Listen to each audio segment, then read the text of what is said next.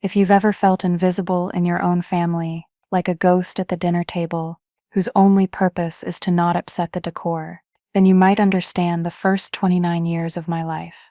My family, the Sterlings, don't just live in a world of wealth, they live in a world of appearances. Our legacy, as my father, Robert, would say at every possible opportunity, wasn't just built on hedge funds and savvy real estate deals.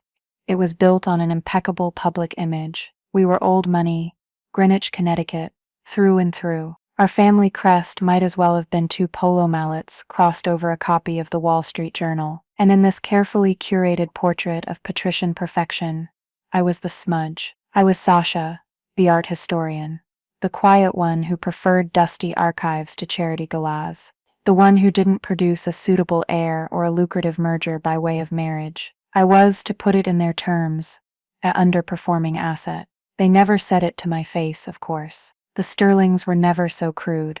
Their disapproval was a quiet, suffocating thing, expressed in polite but pointed questions about my little business, restoring antique paintings, in the way my mother, Genevieve, would sigh dramatically when I showed up to a family dinner in trousers instead of a dress. It was in the constant glowing praise they heaped upon my brother, Theodore, the golden child, the heir apparent, who followed my father into finance, and never had an original thought in his life. He was their reflection, shiny and perfect. I was a distortion. For years I endured it. I told myself it didn't matter. I had my work, I had my small circle of real friends, and I had the promise of my grandfather's trust fund, $15 million, set aside for me by the only person in the family who ever seemed to see me. Arthur Sterling wasn't like his son. He was a collector, a man who loved books and art and quiet contemplation. He told me the money was for my unconventional, brilliant future,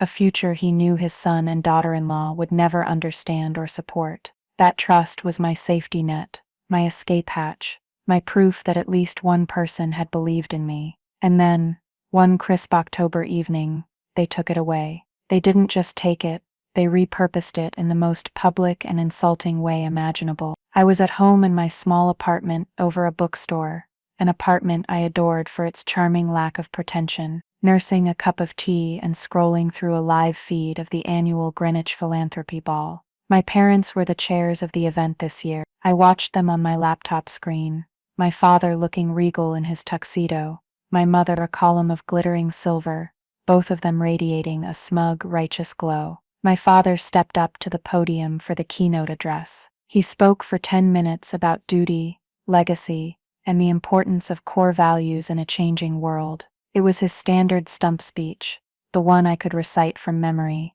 and then he said the words that made the porcelain of my teacup feel suddenly slick in my hand. He spoke of a profound new commitment, a landmark gift to shape the moral fabric of the community for generations to come. He announced that the Sterling family was making a $15 million donation. My heart stopped. I knew that number. It was the exact, to the dollar, amount of my trust fund. He continued, his voice resonating with false humility. This gift will be the seed from which a vital new organization will grow, an organization dedicated to what truly matters, to the bedrock of our society. He paused for dramatic effect, his eyes sweeping the glittering crowd. We are honored to provide the founding donation to a truly worthy cause, the Sterling Foundation for the Advancement of Traditional Family Values. The room erupted in thunderous applause. People were on their feet. The camera panned across faces beaming with admiration. My mother joined my father on stage, dabbing at a perfectly dry eye.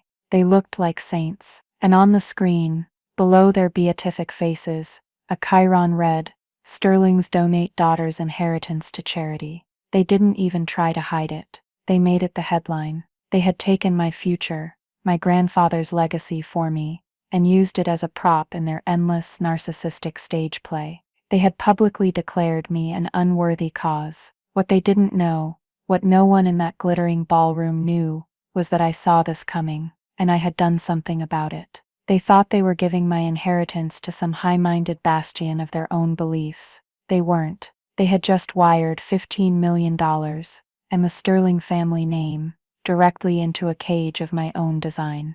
because the sterling foundation for the advancement of traditional family values.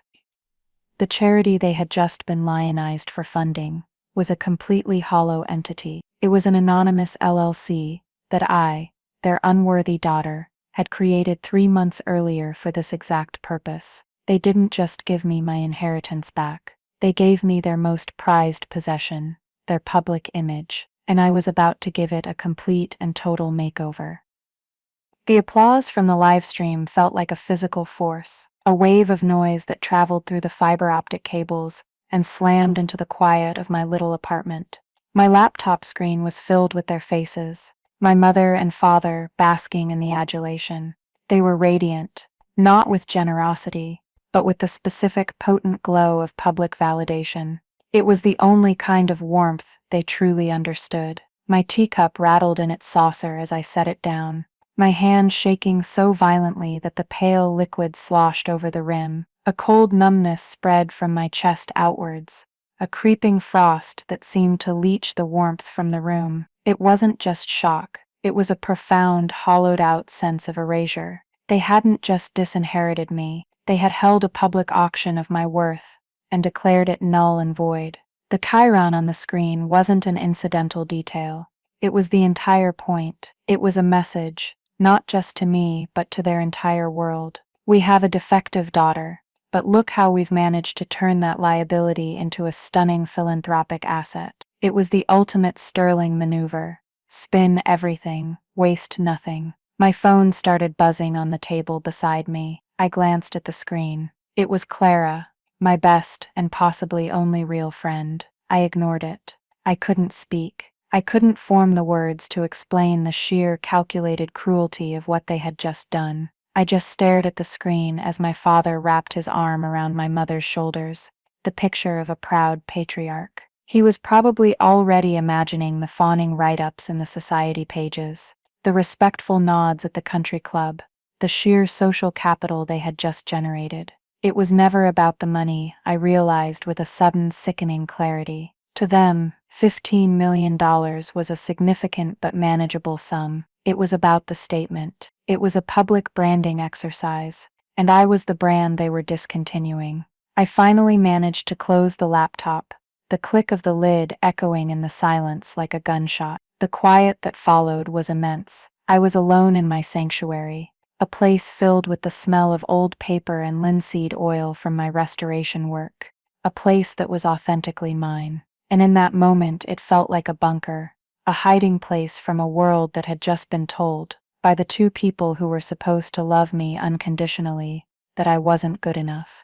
The numbness began to recede, and in its place, a hot, thick tide of grief and anger rose in my throat. It wasn't a clean anger. It was messy, tangled with years of smaller hurts, 1,000 tiny cuts that had finally culminated in this one mortal wound. My mind, unbidden, flashed back to my 18th birthday. It wasn't a party. It was a formal dinner at the house. My father had presented me with a thin leather portfolio. Inside wasn't a gift, but a series of financial projections. He and Theodore had mapped out what my grandfather's trust could become if I invested it aggressively through their firm. "Think of it, Sasha," my father had said, his voice slick with enthusiasm. "We could double this in 10 years. By the time you're 30, you'd be set for life.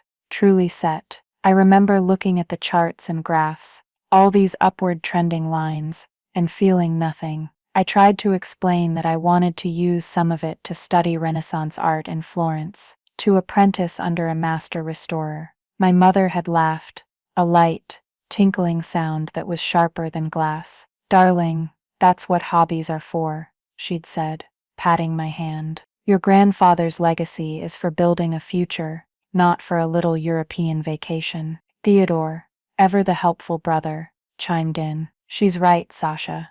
It's about wealth preservation. Dad's offering you a golden opportunity." I had looked at the three of them, a united front of pragmatic, soulless ambition, and I felt a chasm open between us. I politely declined their golden opportunity, and in their eyes, that was my original sin. I had failed to appreciate the sanctity of capital. Another memory surfaced, more recent. A family dinner from last Christmas. Theodore had just announced his promotion to vice president at the firm. He was 27. The promotion was, of course, a foregone conclusion, but my parents reacted as if he'd single-handedly cured polio. There was champagne, a toast from my father, about Theodore carrying the torch of the Sterling name into the next generation, and a ridiculously expensive watch from my mother. Later in the evening, I had tried to share my own news. I had just landed my first major commission, the restoration of a series of 17th-century portraits for a museum in Boston.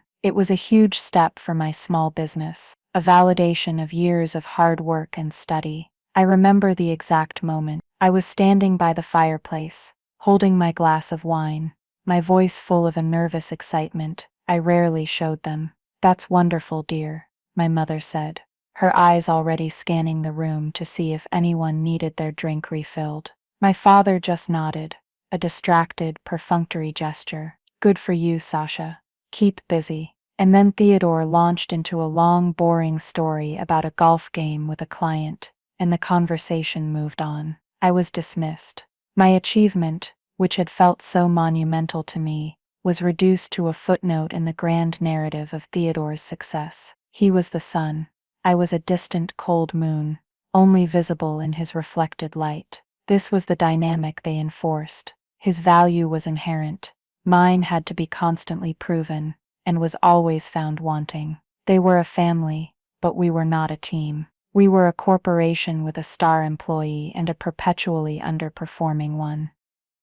The real weight of the betrayal, however, came from its desecration of my grandfather's memory. Arthur Sterling had been my refuge. I spent hours of my childhood in his wood-paneled study, a room that smelled of old leather and pipe tobacco. He never cared that I was quiet, or that I preferred drawing in a sketchbook to playing tennis. He saw my artistic inclination not as a frivolous hobby, but as a continuation of his own passion for beautiful things. The day he told me about the trust, we were sitting in that study. I was 16. He'd poured us both small glasses of sherry, which felt incredibly grown-up and illicit. "Sasha," he'd said, his voice a low, kind rumble, "your father is a good man, but he is a businessman. He sees the world in spreadsheets. Your mother sees it as a stage. They will want you to fit into their world. I want you to build your own."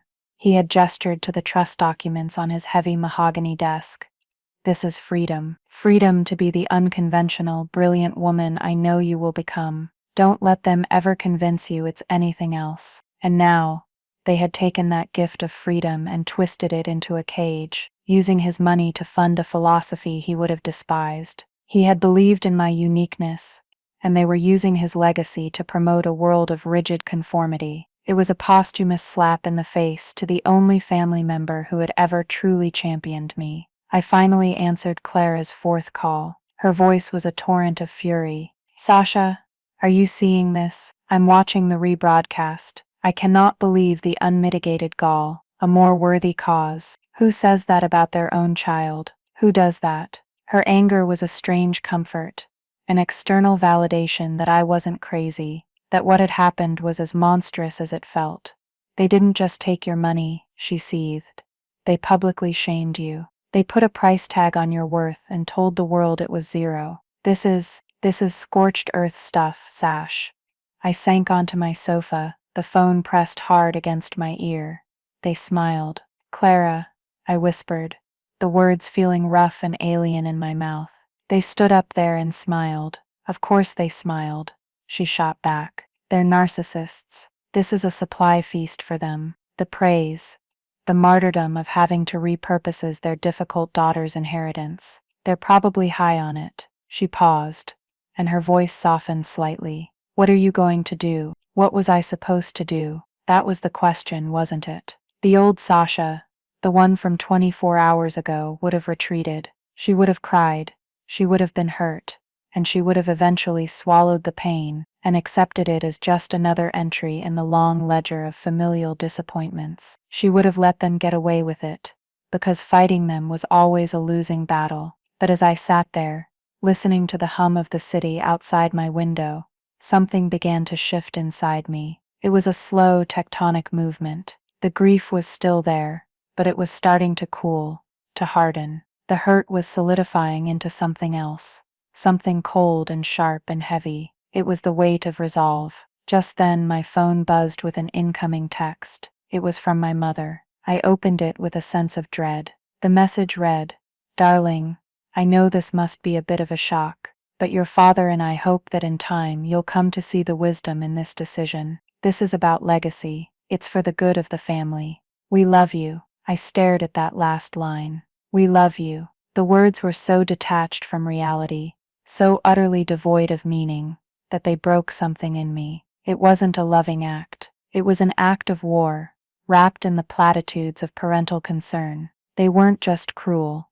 They were cowards, hiding behind a veil of righteous philanthropy. And as I read that text, a thought, cold and clear as ice, formed in my mind. It wasn't about revenge for all the years of being dismissed and undervalued. It wasn't about proving them wrong, but sitting there, with their condescending, self-serving text, glowing on my phone, after they had publicly and gleefully filleted my self-worth for their own gain. It was now. It wasn't about revenge until it was. The old Sasha was gone, erased on a live feed in front of the Greenwich elite. The new Sasha, the one holding the phone, looked at her mother's text, and for the first time in a very, very long time, she smiled.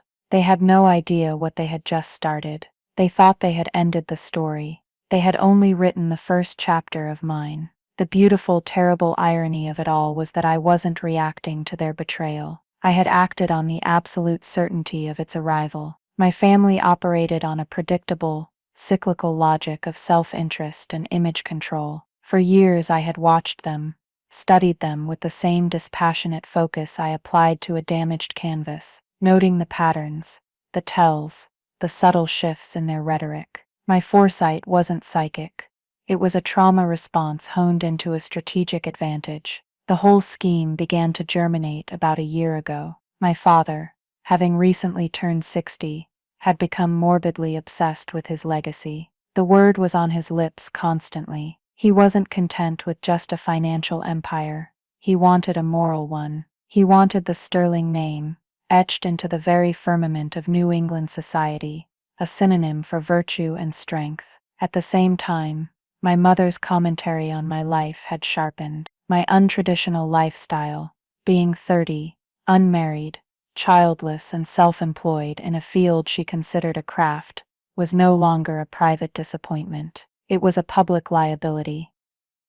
The first concrete clue came during a tense Sunday brunch. My father was ranting about a rival family, the Whitmores, who had just endowed a new wing at the local art museum. It's showy, he'd sniffed, but it's unfocused. Philanthropy needs a spine, a clear moral objective.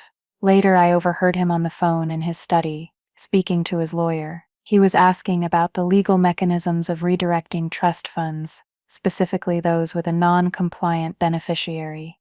The phrase non-compliant beneficiary hit me like a stone. It was me. I was the line item on the balance sheet that was failing to perform. They were looking for a way to liquidate their problematic daughter. That night I couldn't sleep. I lay awake staring at the ceiling, the pieces clicking into place. They were going to come for my grandfather's trust. They would find a way, some legal loophole or moral justification, to seize it and use it for their own grand project. The injustice of it was breathtaking. They would steal my security, my independence, and my grandfather's final gift to me, all while convincing themselves they were doing the right thing. For about a week, I was paralyzed by a sense of helpless fury. I considered confronting them, but what was the point? They would deny it, gaslight me, call me paranoid and ungrateful. They held all the cards, or so they thought. The idea, when it finally struck, was so audacious,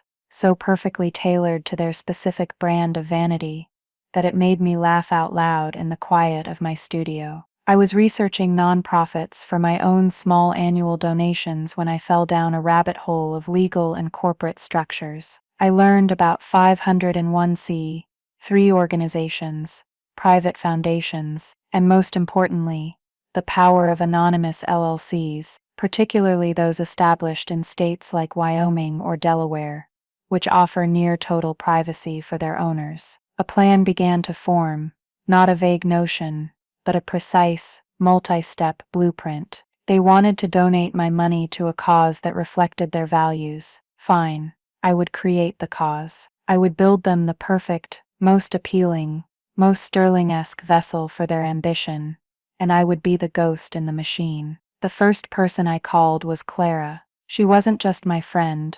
She was a paralegal at a top-tier corporate law firm in New York. She had a genius-level understanding of regulatory minutiae and a deeply ingrained cynicism about the wealthy that made her the perfect co-conspirator. I met her for a drink at a dimly lit bar in the city, far from the prying eyes of Greenwich. I laid out the entire situation, my parents' intentions, the overheard conversations, my fears. Then I told her my idea. She listened intently, her expression shifting from sympathetic anger to a kind of awed fascination. When I finished, she took a long sip of her martini, her eyes gleaming. "Sasha," she said, a slow smile spreading across her face. "This is not just brilliant. It's poetic. It's diabolical. I'm so in." She added a crucial caveat.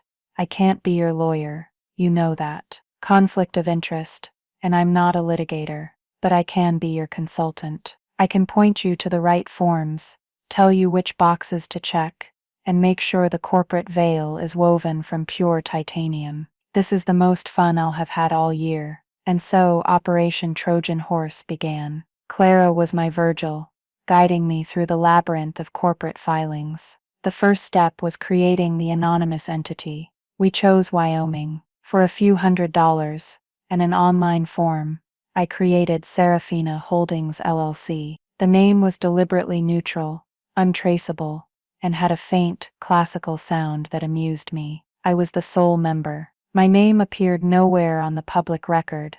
Only our registered agent in Cheyenne knew my identity. Serafina Holdings was, for all intents and purposes, a ghost. The next step was to create the charity itself. This was the master stroke. It had to be irresistible to my parents. The name had to flatter them, and the mission had to be a perfect echo of their own dinner party rhetoric. We spent a week workshopping it. The foundation for family, Clara suggested initially. "Too bland," I replied.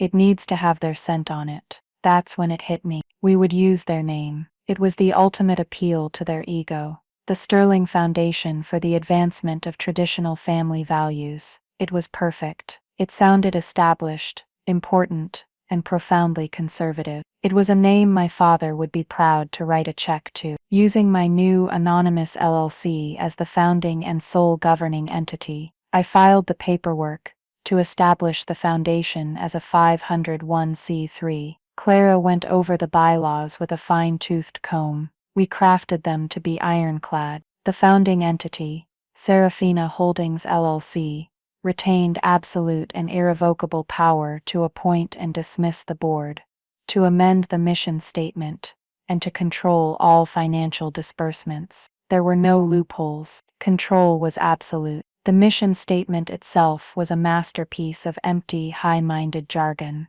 I spent days reading the websites of other conservative foundations, steeping myself in their language. I filled it with phrases like strengthening the core family unit, upholding the sanctity of generational bonds, and promoting virtues of responsibility and self-reliance. It was a word salad of everything my parents preached but never practiced. It read like a page torn directly from my father's soul.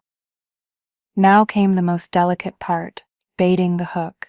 I couldn't approach them directly. It had to seem like their own brilliant discovery. I did some research and found a freelance public relations consultant in New York, a hungry young guy who specialized in strategic philanthropic placement. Hey, Bibba, and though came the most delicate part, baiting the hook. I paid him a $2,000 consulting fee in cash. I presented myself as a representative of a private investment group that had just established a new foundation and was seeking a significant founding partner. I gave him the details of the Sterling Foundation. His job was simple: to get a small mention of it in a publication my parents were guaranteed to read. He was good.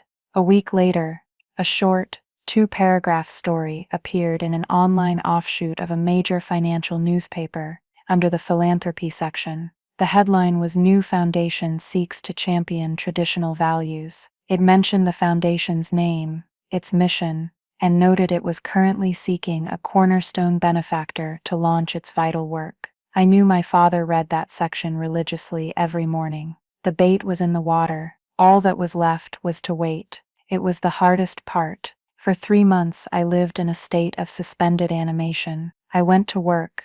I saw Clara. I acted the part of the dutiful, slightly disappointing daughter. I attended the requisite family functions, smiled through my mother's passive-aggressive comments, and listened to my father's pontifications on the decline of Western civilization. All the while, this colossal secret was coiled inside me. There were moments of doubt, nights when I was convinced I was insane, that they would see right through it, that I had just wasted my time and energy on a fantasy of revenge. Clara was my rock. Trust the vanity, Sash, she would tell me over the phone. An egomaniac will never question a mirror that shows them a king, and she was right. They didn't question it. They didn't do a shred of due diligence. Why would they? The foundation's name was their own. Its mission was their own. To them it must have felt like kismet, a sign from the universe affirming their worldview. They saw a perfectly polished mirror, and they fell in love with their own reflection. The true leverage, I understood even then, wasn't just getting my $15 million back. If they had simply wired the money to an offshore account, it would have been a victory, but a hollow one. The real power was in what they were tying to that money: their name, their reputation, their carefully constructed public identity. They were handing me the keys to the one thing they valued more than money. They were giving me control of their story. The night of the philanthropy ball, as I watched them on that stage, I felt the last vestiges of the victim, the sad little girl from the flashbacks, burn away. They thought they were making a statement about my worth. They had no idea the statement they were about to make. The days following the gala were a masterclass in sterling self-congratulation. My parents were everywhere. There was a glowing feature in the Greenwich Sentinel, complete with a photo of them looking somber and magnanimous. The headline read, "A Legacy of Values, the Sterling's Bold Philanthropic Vision." My father was quoted extensively, talking about the difficult but necessary decision to redirect family assets toward a cause that would serve the greater good. He managed to sound both like a ruthless titan of industry and a benevolent saint, a dissonance he had perfected over a lifetime. My mother, for her part, gave a teary interview to a local magazine about the profound importance of the traditional family, a structure she claimed was under assault from all sides. It was a symphony of sanctimonious drivel, and their social circle consumed it with relish. They were the heroes of their own story, the brave parents who had made a sacrifice for their principles. I let them enjoy it. I let the articles circulate, the praise roll in, the narrative set like concrete. I needed their ownership of this act to be total and unequivocal. I needed them to be standing at the very top of their self-constructed pedestal before I kicked it out from under them. During this time, I ignored their calls. They left voicemails, syrupy and condescending, telling me they hoped I was coming to terms with their decision, and that they were so proud of the good the foundation would do. Each message was a little twist of the knife, but it only strengthened my resolve. They weren't just content with their victory, they needed me to approve of it. The money arrived in the foundation's bank account 4 days after the gala. I logged into the online portal, my heart thudding a slow, heavy rhythm against my ribs, and there it was, a pending deposit, amount $15 million.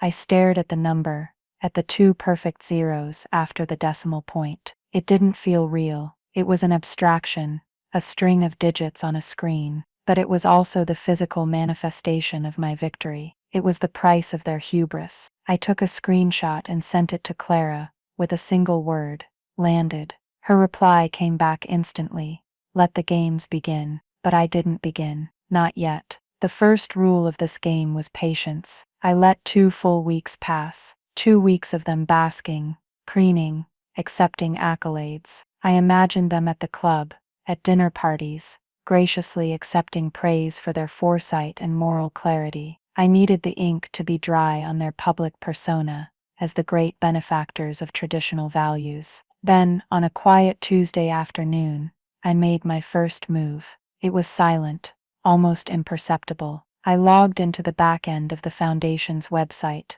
a simple, elegant site I had designed myself. It was all very sober and corporate-looking, full of stock photos of smiling, heteronormative families. I went to the Our Mission page. At the bottom, I added a new section, a blog. I wrote the first post myself. It took me 3 hours to get the tone exactly right. It had to be thoughtful, academic, and just progressive enough to be utterly horrifying to my parents without being overtly aggressive. The title of the post was Re-examining the Frame: What Constitutes a Families in the Modern Era. The article was a carefully worded exploration of evolving social structures. I wrote about the resilience of single-parent households. I praised the found families created by marginalized communities. I touched upon the vital importance of providing stable, loving homes for all children, explicitly mentioning same-sex couples as exemplars of this commitment. I used all the right academic buzzwords: sociological shifts, redefining paradigms, inclusive frameworks. I concluded with a gentle, thought-provoking question. If the goal is to strengthen our communities, shouldn't our definition of families be as diverse and resilient as the people within them? I hit publish, and I waited.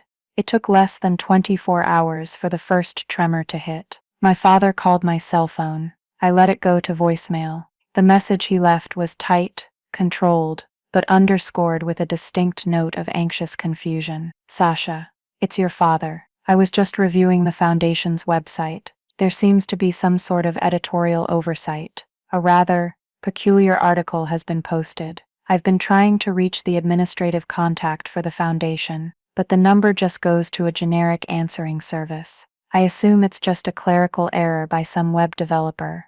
But it's sloppy. It needs to be taken down immediately. Call me a clerical error. He couldn't even conceive that it might be intentional. His worldview was so rigid that the only possible explanation was a mistake. I almost felt a pang of pity for him. He was like a man who sees a crack in the wall of his house and assumes it's a problem with the paint. I didn't call him back. Instead, I spent the afternoon in my studio, carefully applying gold leaf to a damaged 18th century frame. The work was delicate, requiring a steady hand and absolute focus. It was calming. As I worked, my mother called. I ignored it. Then a text from her: Sasha, you need to call your father. He is very upset about the Foundation website. This is incredibly embarrassing. People from the club have been asking questions. Embarrassing. That was the word. Not wrong. Not philosophically inconsistent. Embarrassing. Their entire moral compass was calibrated to social approval. The panic was beginning to set in. They had donated $15 million to an entity they couldn't control, and it was beginning to wander off the reservation. They were losing control of the narrative. I let them stew for another 48 hours. I could picture the frantic calls between them, the confused conversations with their lawyer, the growing, sickening realization that they had no leverage. They had written a check and signed their name to a black box, and something unexpected was coming out of it. The silent takeover was complete. They just didn't know who the new management was yet. Their panic was the quiet hum of an engine turning over, the engine of their own undoing. And I was in the driver's seat, my hand resting lightly on the gear shift, ready to put it into drive. The Sterling family's panic was a delicate instrument, and I was learning to play it like a violin. After the unsettling blog post, a week of tense silence followed. I knew they were scrambling behind the scenes, their lawyers firing off impotent letters into the void of the Foundation's P.O. box, their calls to the administrative office being met with the polite, unhelpful voice of the answering service I'd hired. They were pulling on a rope, and the other end was tied to nothing. They were trapped in the antechamber of their own creation, unable to get into the boardroom where the decisions were being made. It was time to escalate. It was time to move from philosophical provocation to concrete action. On a Thursday morning, I drafted a press release. I used the same formal, slightly stuffy letterhead I had designed for the website. The headline was bold and unequivocal: The Sterling Foundation for the Advancement of Traditional Family Values announces inaugural grant initiative. The Modern Family Fund. The press release detailed the foundation's first major philanthropic act, the disbursement of $1 million. The money was to be split equally among 3 carefully chosen recipients. The first was Haven House, a national nonprofit providing crisis counseling and housing for LGBTQ+ youth who had been rejected by their families. The second was the Athena Project, a legal aid society that specialized in providing pro bono representation for single mothers fighting for fair child support and custody arrangements. The third and final recipient was Second Chapter, a community organization that built and managed subsidized housing complexes for elderly individuals who were estranged from their biological families, creating a supportive communal living environment. Each recipient was a direct, surgical strike against the narrow, exclusionary definition of family my parents championed. I wasn't just subverting their ideology, I was using their money and their name to actively dismantle it. I sent the press release to every major news outlet in the tri-state area, as well as to several national philanthropy journals. Then I sat back and watched the fireworks. The fallout was immediate and glorious. The story was picked up faster than I had anticipated. The angle was just too juicy to ignore. A foundation with a staunchly conservative name was making stunningly progressive moves. Was it a genuine change of heart from a prominent old money family? A savvy rebranding? A colossal mistake? The speculation was rampant. A headline in a New York paper read, "The Surprising Wokeness of the Sterling Foundation." A financial blog ran a piece titled, "Are the Sterlings playing 4D chess or did they lose the plot?" My parents were publicly impaled on the horns of a dilemma. Haseri, they were being praised by communities they secretly despised and questioned by the conservative social ecosystem they inhabited. Haseri's pays in Terenia. K-E-W-E. They couldn't disavow the foundation's actions without admitting to the world that they had blindly thrown $15 million at an organization they knew nothing about. It would make them look like incompetent, foolish social climbers. Hasev, but they couldn't embrace it, either. It would mean social suicide in their circles. They were paralyzed, caught in a public relations checkmate of my design. This was the power shift. The moment the balance tipped irrevocably. They were no longer the puppet masters, they were the puppets, and their strings were being pulled by an invisible hand. Their phones must have been ringing off the hook. I imagined their friends from the club, calling with a mixture of feigned confusion and genuine schadenfreude.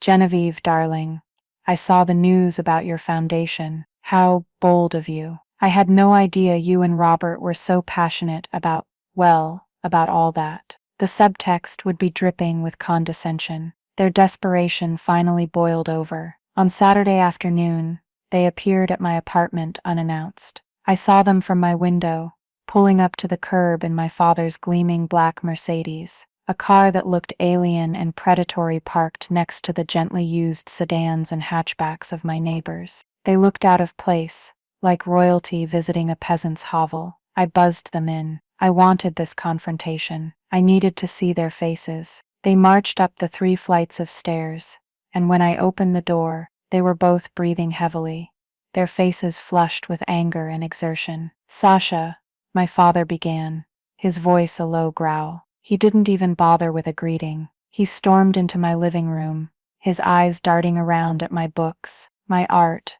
my life's collection of small, meaningful things, as if they were all evidence of my pathology. "What is the meaning of this? The press release, the grants. You've made us a laughingstock." "I have?" I asked, closing the door calmly. I leaned against it, crossing my arms. "From what I've read, you're being hailed as progressive philanthropists. A bit of a surprise, I'll admit, but a laughingstock? I don't think so." My mother, Genevieve, stepped forward, her hands clasped together as if in prayer. Her face was a mask of practiced distress. "Darling, this isn't a game," she pleaded, her voice trembling with manufactured emotion. "This foundation, it is out of control. We have to get our money back. We have to shut it down." "Your money?" I cocked my head. You gave that money away. It was a gift. An irrevocable, unrestricted donation to a registered 501c3 charity. I would have thought you'd have your lawyers explain that to you by now. My father's face darkened. Don't be deliberately obtuse, Sasha. We know you're behind this. It has your fingerprints all over it. This pathetic, childish rebellion. How could I be behind it? I asked, my voice a picture of innocence. I'm just the unworthy cause. Remember, the underperforming asset you liquidated for the good of the family legacy. The words hit him like a physical blow. He actually recoiled slightly. He had no defense against his own rhetoric. We will ruin you, he finally spat, his composure cracking completely. I don't know how you've done this, but we will find out. We will sue you into oblivion. We will tell everyone what you've done. A genuine laugh escaped my lips. It was the first time I had laughed in their presence in years, and the sound seemed to startle them. Ruin me, I repeated, pushing myself off the door and taking a step toward them. The power dynamic in the room had fundamentally shifted. They were the ones who had come to me. They were the ones who were desperate. Ruin me with what, Father? You have nothing left to take. You already played your trump card when you gave away my inheritance. The funny thing is, you gave it directly to me. And as for telling everyone, I continued, my voice dropping to a low conversational tone.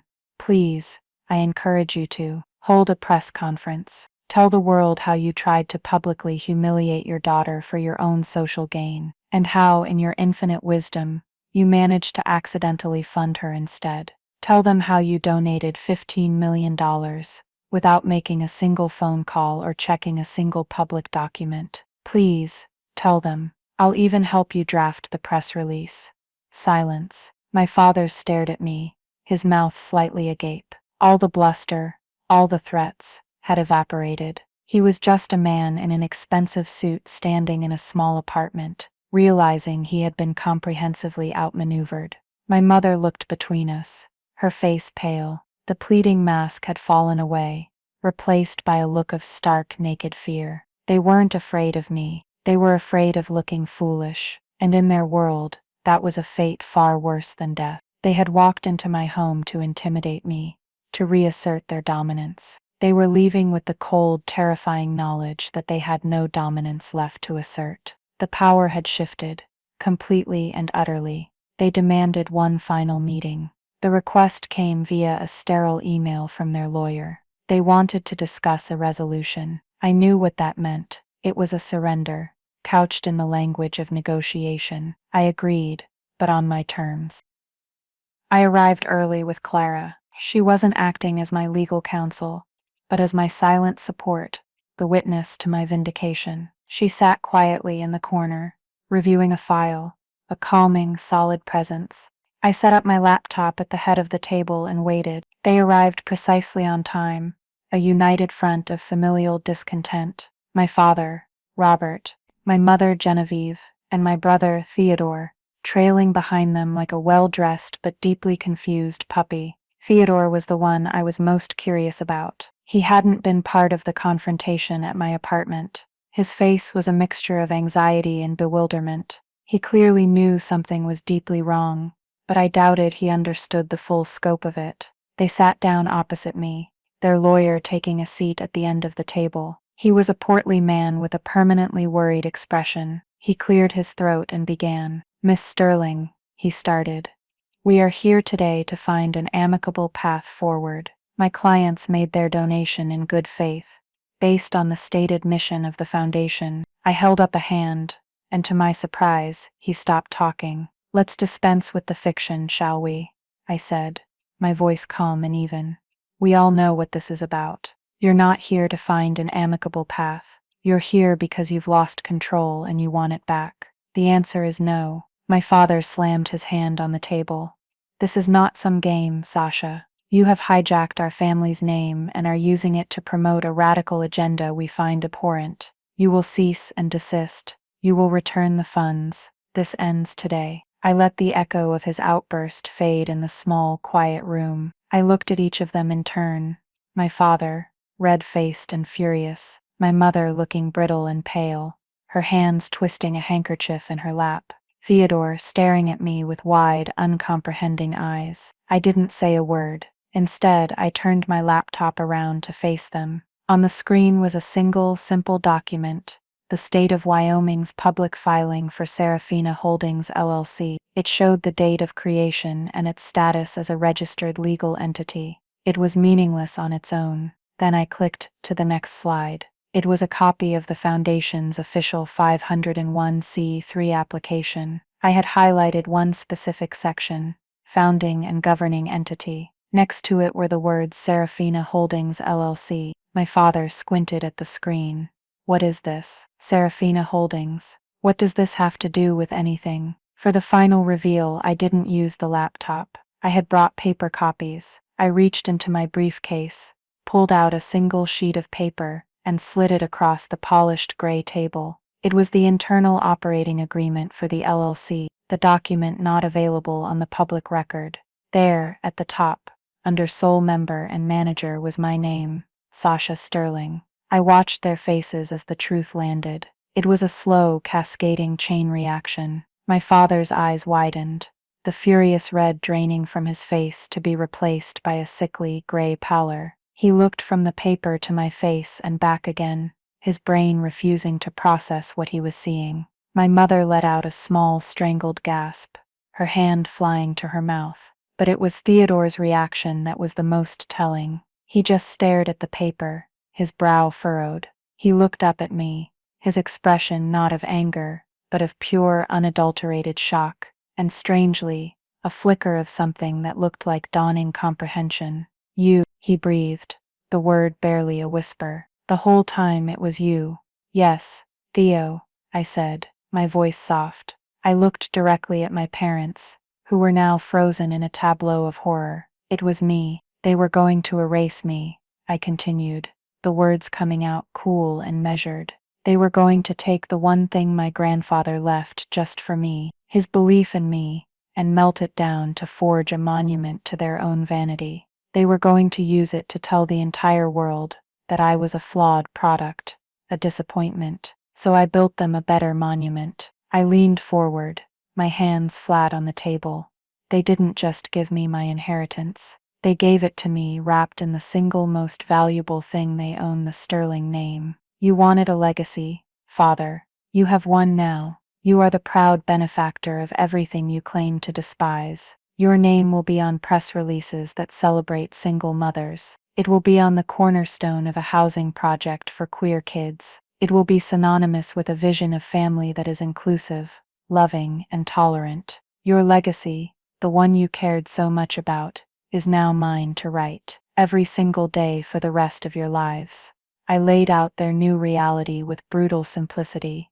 You have two choices. You can go public. You can fight me. You can tell the world that your own daughter, the one you disinherited, outsmarted you so completely that you personally funded her. You can become the punchline in every boardroom and at every country club in New England for the rest of your lives. Or, I paused, letting the weight of the alternative settle in. You can do nothing. You can remain silent, and you can accept the praise that will come your way for your newfound, profoundly progressive vision. You can live out your days as reluctant saints. They were utterly broken. There was no fight left in them. My father sat slumped in his chair, looking old and defeated. My mother was silently crying, her carefully applied makeup beginning to streak. They had been playing checkers, moving their pieces with loud, aggressive slaps on the board. I had been playing chess, quietly positioning my pieces for a checkmate that was years in the making, and the game was over. In the end, it's funny how people react when you take away all their options. My family, who had built their entire existence on the performance of power, chose the path of least resistance. They chose silence. To fight me would have meant admitting their own spectacular failure, a humiliation they could not bear. So they swallowed the bitterest pill of all. They accepted the victory I had assigned to them. In the 6 months that followed our meeting in that sterile gray room, the Sterling Foundation for the Advancement of Traditional Family Values became one of the most talked about philanthropic organizations on the East Coast. We were an enigma, and the press loved it. I, operating through my anonymous LLC, and a carefully selected independent board of directors pushed forward with an aggressive agenda. We funded arts programs for at-risk youth, scholarship funds for first-generation college students from immigrant families, and a landmark study on the positive social impacts of diverse family structures. Every grant, every initiative, was announced with a press release that began, "The Sterling Foundation, founded on the principles of family and community." Their name was attached to every good deed. The result was a bizarre karmic inversion. My parents were trapped. They were forced to attend galas, where they were honored for their visionary and inclusive philanthropy. I watched videos of them online, standing on stages, smiling stiffly and accepting awards for funding projects that were the antithesis of their entire belief system. They looked like hostages reading a script. Their friends, once their primary audience for judgment and social climbing, now congratulated them on their brave new direction. They were living in a gilded cage of my making, forced to wear the mask of virtue I had crafted for them. It was a quieter, more profound punishment than simply taking their money ever could have been. My life, in contrast, became quiet. And for the first time, it was a peaceful quiet, not a lonely one. The weight of their disapproval, a burden I hadn't even fully realized I was carrying, was gone. I poured my energy into my art restoration business, which flourished. I took on bigger commissions, hired 2 apprentices, and found a deep, satisfying joy in my work. The money, my money, sat in the foundation's accounts, working for causes I believed in. It was no longer a safety net. It was a tool, an engine for the kind of change my grandfather would have been proud of. The most unexpected development came from Theodore. About 3 months after the confrontation, I received a short, one-line email from him. It read, "I've been volunteering at Haven House on weekends. I'm starting to understand." I stared at the email for a long time. It wasn't an apology, and it wasn't an olive branch. Not really. But it was something. It was a crack in the facade. The golden child, the one who had lived his entire life in the sunshine of our parents' approval, had stepped into the shade and found something real. We still don't talk. Not properly. But last month, the foundation received a small anonymous donation for $5,000. I have my suspicions about where it came from. Perhaps some legacies aren't written in stone, after all. So here I am. I got my inheritance back, and then some. I took control of the narrative, and in doing so I found a freedom I never knew was possible. It was never really about the $15 million. It was about the value they placed on me, which was nothing. They tried to define my worth, so I took control of how the world defined theirs. Was it revenge? I've asked myself that a lot. In the beginning, in that moment of cold, hard resolve, it certainly felt like it. But now, seeing the good the foundation is doing, seeing the lives that are being changed, it feels more like balance. It feels like justice. They used their power to diminish me, and I used the power they gave me to create something bigger than their petty grievances. They wanted a legacy that reflected their values, and in the end, that's exactly what I gave them. They just didn't realize that the values being reflected were mine. What do you think? Was it a step too far, or was it the perfect karmic justice? What would you have done if you were in my shoes? Is family an unconditional bond, or is it a relationship that has to be earned and maintained with respect? I'd genuinely love to hear your thoughts. Thank you for listening to my story. If you've ever felt like the black sheep, the odd one out, or the unworthy cause in your own family, please share your experience in the comments below. I promise you I read every single one, and it helps to know you're not alone. And if this story resonated with you, please consider liking the video and subscribing to the channel for more stories about turning the tables and getting the last laugh. It makes a huge difference and allows me to keep sharing these stories with all of you.